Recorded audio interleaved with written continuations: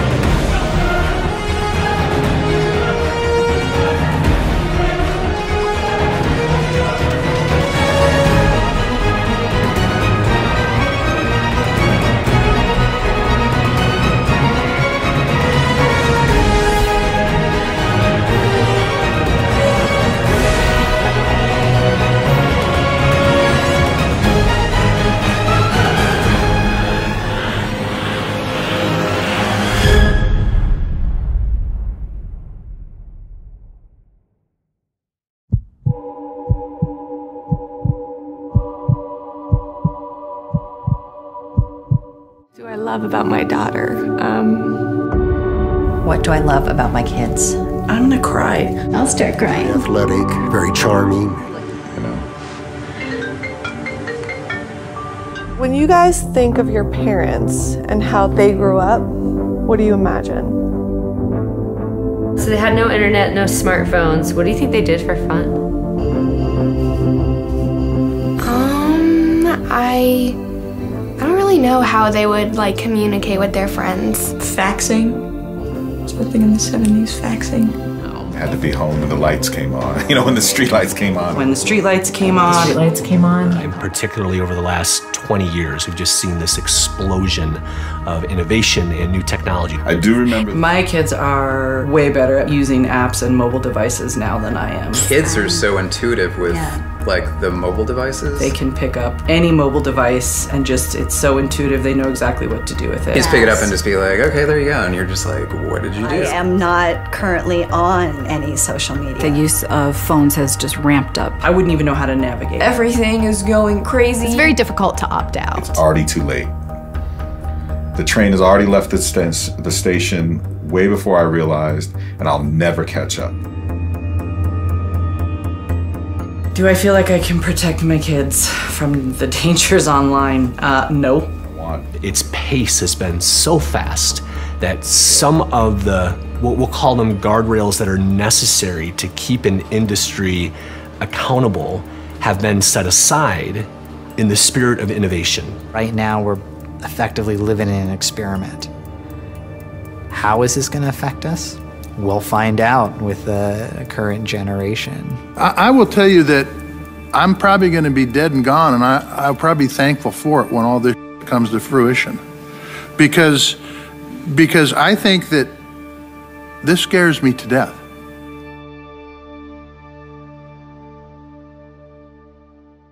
The internet is awesome. It's a great place. People use it for work, people use it for art, people use it for socializing. For me, I don't know, it's just fun to take cool pictures and just show them off to the world. I like checking up on people from that I haven't talked to since the 5th grade. The greater danger is definitely mental versus physical in this world. And see it, I see it. The biggest issues that have come up with our kids have all been mental. We've already been introduced to sexuality, cyberbullying, marketing and persuasion. The dangers for my kids that are more present are way more mental and emotional. You can do better than your peers if you have access to some social media that allows you to engage and know when things are happening and that you don't miss out. Peers judge other peers by their knowledge of what's happening. Max amount you think in one day in the past 3 years? Like if you had picked the one day you spent the most time on your phone, how long do you think it was? Oh, I'd say 18 hours? maybe. Say 5. The last 2 months, it's been 8, 9. 10, 11 hours a day. Yeah, maybe like 12. So in the past 10 years or so, the time that they're spending on them has skyrocketed.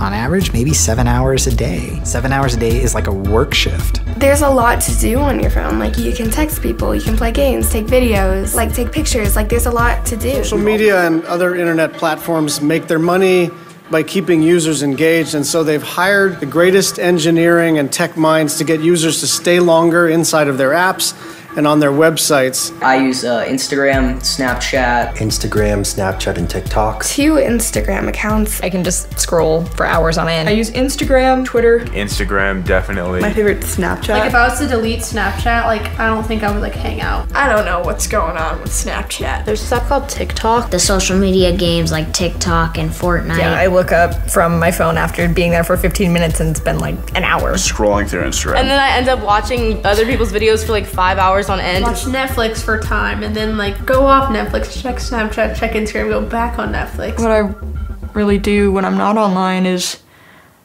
kind of just sit on my ass and like eat.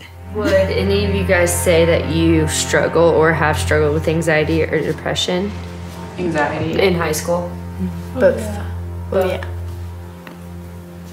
Depression. Yeah, Yeah. me too. Don't. Yes, definitely. I notice that my anxiety ramps up when I'm on my phone more, but not from like any specific thing, just kind of the more time I spend in my head, the worse off I get. So we are seeing many more kids coming to school with diagnoses of anxiety and depression. And we also know that the teen suicide rate from 2010 to 2017 increased 56%. I have personally seen a difference in the number of children who are coming to the ER with mental health issues, with non-suicidal self-harming, and suicide attempts and suicidal ideation. I post a lot. I used to, like, I almost like have like a mental schedule, like, okay, like each month I'll post. And like I'll edit the picture and like make it look really good. Now I just kind of like post like when I want to. And I like definitely delete posts that don't get like a lot of likes. I like to have a lot of likes on my posts. Just to like, it just makes you feel good. Like it's really easy for you to be like, oh, look at this other girl, like she got this many more likes, like her body is this much nicer. They're open to get famous, they're open to get popular, they're open to get validated by strangers on the internet. Clout addiction, you know what clout is? Ms. Stanfield, I was a little confused by one thing you said. Did you say Google doesn't use persuasive technology? That is correct, sir. What gets the most likes? More spin, more likes. Yeah. Girls in bathing suits. You have to sexualize yourself, or you have to post a bikini pic or something that's revealing in order to get a lot of likes. The more attractive you are, more likes you get. Hot girls get a lot of likes. Seeing people like that, it's like, why can't I, look like that? And it's weird because we know that they're made up and they're not like 100% authentic pictures. Girls like strongly edit their pictures and like you can tell like the wall is bent at their waist or like but it just still makes you feel like it's not outright, and it's not something you can just see when you go online. It's something that's behind the scenes, and it's something that affects someone over years and years and slowly changes the way they think.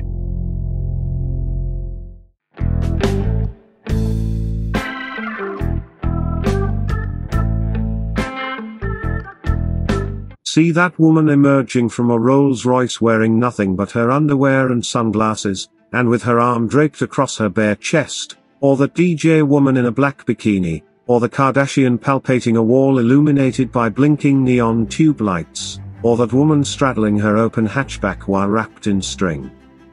Now look at those other videos distorting that glamorous reality those gorgeous women made us live in, altering it into an unrealistic misrepresentation of their glitzy, or should I say fantasy world.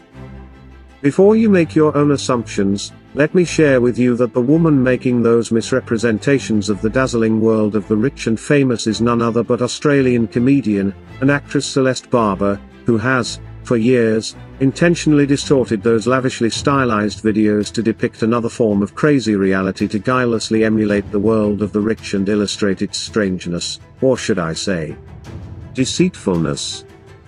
In her version of the Kardashian video, or the Britney Spears writhing beside the ocean in a bikini video, or the Gwyneth Paltrow waking up glowy, thanks to her skincare routine video, the Aussie comedian did her best to look utterly ridiculous, not because she failed to live up to the image, but because she wanted to prove that it's ridiculous to even try. And she did a great job showing how absurd it is for ordinary women to try so hard to project an artificial beauty standard by mimicking rich people's way of doing things. By trying to look as unsexy as possible and by defiantly showing her own imperfections in a seemingly ridiculous and grotesque way, she contested the economic valuation of the female body, which has been transformed via Instagram, and apps like it, into a tradable visual commodity.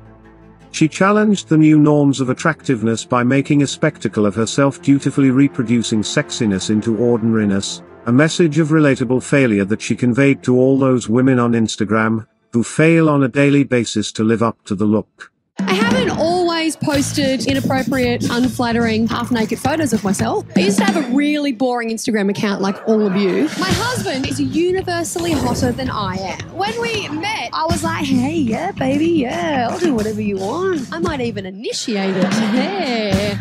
Now, I'm like, oh, I probably won't.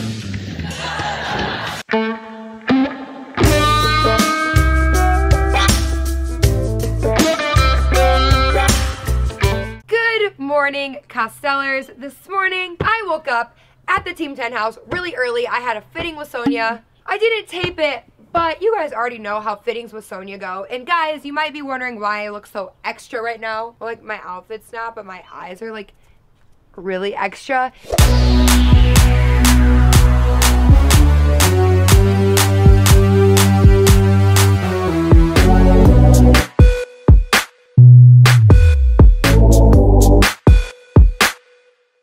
We're gonna try, when I say we, Courtney's here. Hey, Courtney. Hey. We're gonna try to get the world's sexiest Instagram photo, and I have a lot in mind for this day. And you guys already know that I'm super extra. And I think, hey Shannon, I think we're gonna start off with some animals. Because, like, animals are cute. I feel like people post sexy with animals all the time, maybe.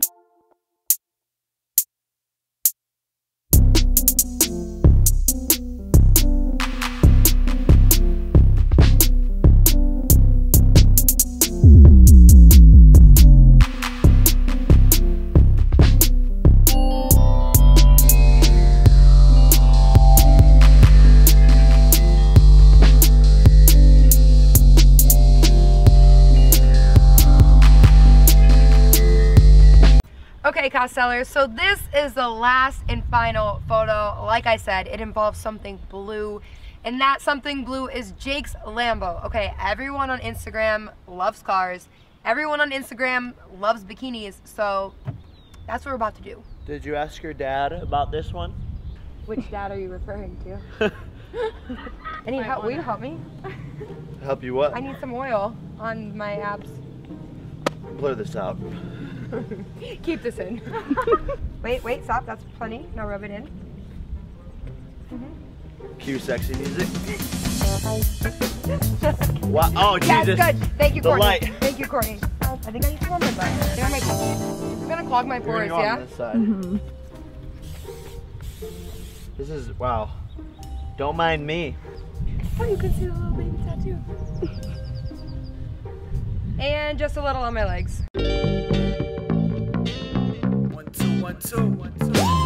Put your hands up, everybody know that. Put your hands up, everybody know that. Put your hands up, everybody know that. Go DJ, that's my DJ. Lines, pen, pad, I'm ready. Rest in peace, heavy. Chase him so Chevy. It's time we made it. I'm in the limelight every time of day is. Wait 1 minute, gotta bring it back to it. Ball like I'm Pat, you and true religion on me, dog. Time like beat kicks, profit hit it with a remix. Uncut, we rock, there's no re-rock. Realest and the baddest, beauties on my status, flyest apparatus. I'm too fly, I'm too fly. Realest and the baddest, beauties on my status, flyest apparatus.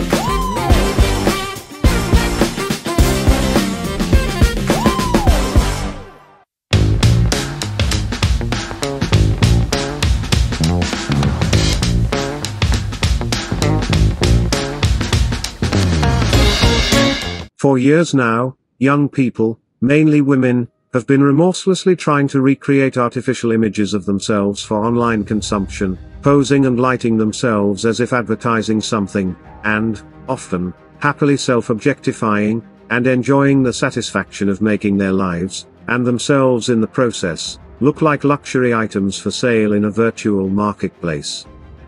Their goal is obviously to succeed in doing rich people's stuff. But all they triumphed at has been to reposition themselves as luxury goods at best and to misrepresent themselves as consumer items totally different from what they actually aspire to be. By portraying an imaginary feminine ideal, and by posting naked photos of themselves on social media, they think they're actually empowering women, while, in fact, they're doing exactly the opposite. What they fail to realize is that objectifying the rich and famous does not turn them into the person they're trying to model. I do admit that it must be brave of them to display their naked bodies emerging undressed from a Rolls-Royce, or writhing on the sand in a bikini the Britney Spears way, or imitating a French dancer by hanging from their hair in a garage in their undergarments. But what they fail to realize is that such display would only succeed in shutting down the critical faculties that could help them notice that what they're doing is sometimes dumb and in other instances totally unnatural and idiotically hilarious. And if they failed to notice that by now, then there must be something very wrong with them, or with the rest of us ignorant or old-fashioned. But then again, who am I to judge? By living up to these images of glamour, these young women on Instagram try to cast their ordinariness as a kind of relatable failure. What they don't realize is that it's okay to fail to live up to a look.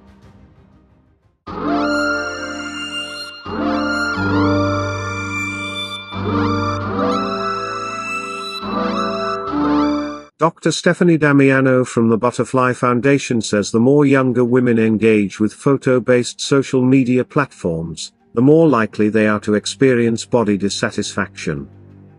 This experience of body dissatisfaction has given rise to a new look, and this new look has a name. It's called the Instagram face. Writing in The New Yorker, writer Ja Tolentino describes it as a young face with poreless skin and plump, high cheekbones. It has cat-like eyes and long, cartoonish lashes. It has a small, neat nose and full, lush lips, adding that the face can be distinctly white but ambiguously ethnic.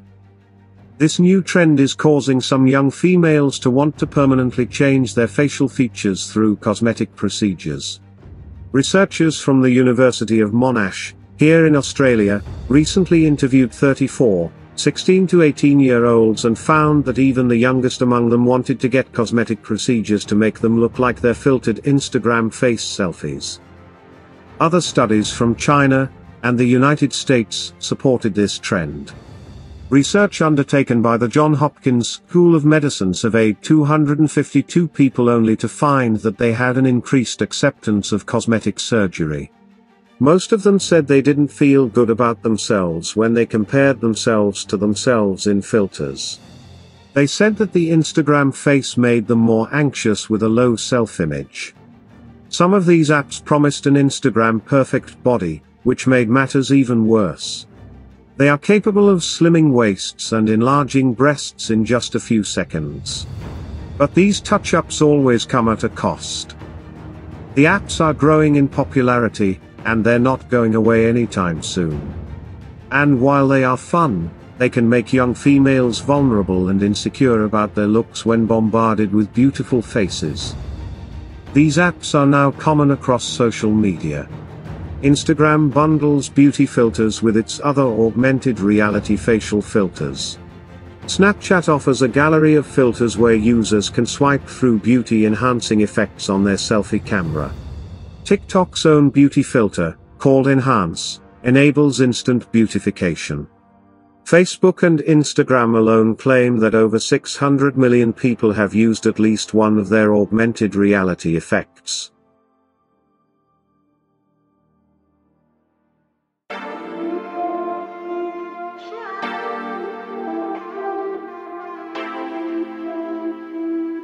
Today, according to Bloomberg, almost a fifth of Facebook's employees, about 10,000 people, are working on augmented reality or virtual reality products. Snapchat boasts its own stunning numbers.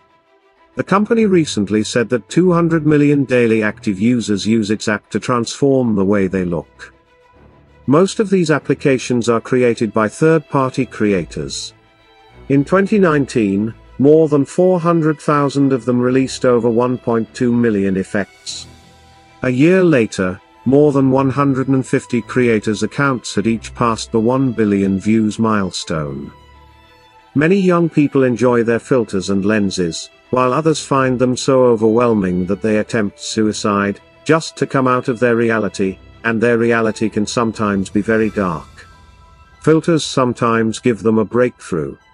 They give them a chance to experiment, to try on different makeup, to try a new dress or a piece of jewelry they know they can never own. They create a beautiful world for them, one that illuminates their screens, one that makes them feel alive, but one that could write a new chapter of their story with mental illness, and its ending with suicide. It's nice sometimes to play with technology, but it becomes annihilating when technology becomes God. Technology is not only filtering young people's images, it's filtering their whole lives. And this new trend is only just beginning. An app called Facetune is said to have been downloaded over 60 million times. Presets are a recent phenomenon in which creators and influencers sell custom filters in Adobe Lightroom. Even Zoom has a touch-up my appearance feature that gives the appearance of smoother skin in video calls.